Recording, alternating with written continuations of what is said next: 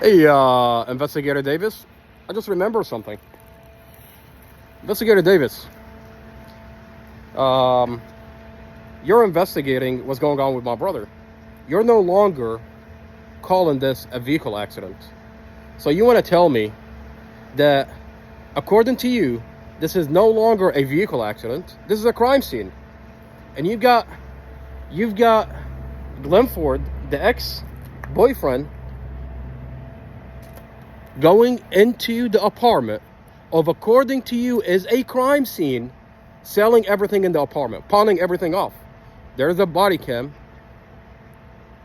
of Glenn Ford within 24 hours of you investigating Glenn Ford selling everything in the apartment to what's, according to you, is a crime scene.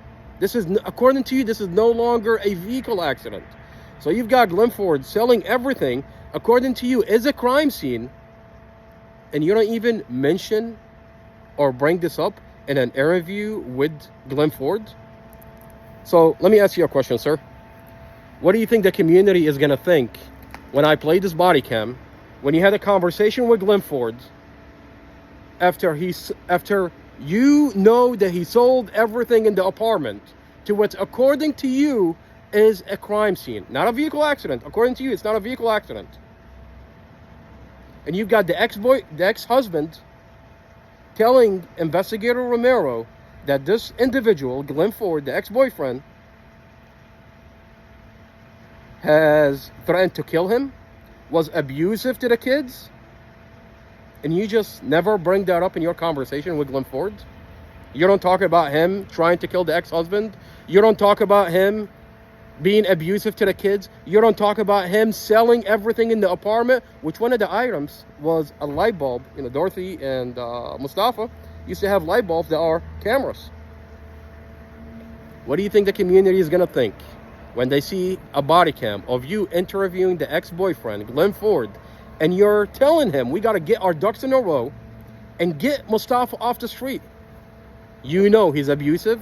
You know he threatened the ex-boyfriend, and you know he sold everything to us, according to you, is a crime scene. What's going on here, sir? What's going on here? But I'll tell you what, sir. This community is going to see what you're doing to my brother.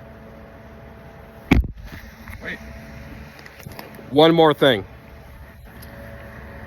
I just want to say, what kind of person is Glenn Ford that he's, number one, threatening to kill the ex-husband, and number two, for Kylie to ask him to kill Mustafa? Glenn Ford told someone, it's on a recorded line, he told someone that Kylie came up to him and requested of him to kill Mustafa, to get rid of him. What kind of person is Glenn Ford for him to threaten to kill the ex-husband and for people to ask him to kill somebody? He has a weapon. He's on drugs. He was caught drunk with a weapon with intent to distribute. What kind of person is Glenn Ford for Amy Ashworth to think this is our star witness? And now the next thing is, the night the kids went to the neighbor's apartment, Glenn Ford went online and said that Mustafa was on the run, that Mustafa was abusing the kids, and that he crashed his car intentionally into oncoming traffic, killing Dorothy and her 5-year-old. This is what he said on the police department's website. That's what he said. Now, Glenn Ford and the neighbor took these kids, and based on the Davis's admission and Romero investigators, based on their admission from their recording, they requested that the kids stay with this neighbor, Nini, and Glenn Ford for the weekend, because it was Friday, Saturday, Sunday. 3 days. The kids were left with these two individuals. The same individuals that were claiming that Mustafa did this on purpose. That's Glenn Ford. Imagine, the kids stayed with Glenn Ford, and he's telling the kids that Mustafa killed your mom. Mustafa is on the run. The police are looking for him. That's what he's telling these kids. What do you think the kids are thinking about Mustafa? What do you think the kids are thinking about Mustafa? You don't think these kids were coached by Glenn Ford who stole their belongings and pawned it, who threatened their dad that he was going to kill him, who was asked by Kylie to kill him. I don't understand this. What are the police doing? I'll tell you what they're doing. What they're doing here, Investigator Davis is the same individual, is the same investigator that's inspecting the vehicle, and then he finds brake failure. The mechanic inside the police department, they find brake failure. It's not good enough for Investigator Davis. They find that Mustafa's blood, no drugs, no alcohol. It's not good enough for them.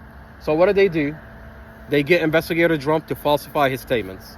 They get a crackhead like Glenn Ford, who they know is a crackhead, who they know is abusive, who they know he's going around threatening the ex-husband, threatening Mustafa, to make him a star witness. And they seal off all the evidence, thinking that this community is not going to see this interview. I mean, this interview, once you connect the dots the way I'm connecting it, you don't think this community is going to be angry at you, Investigator Davis?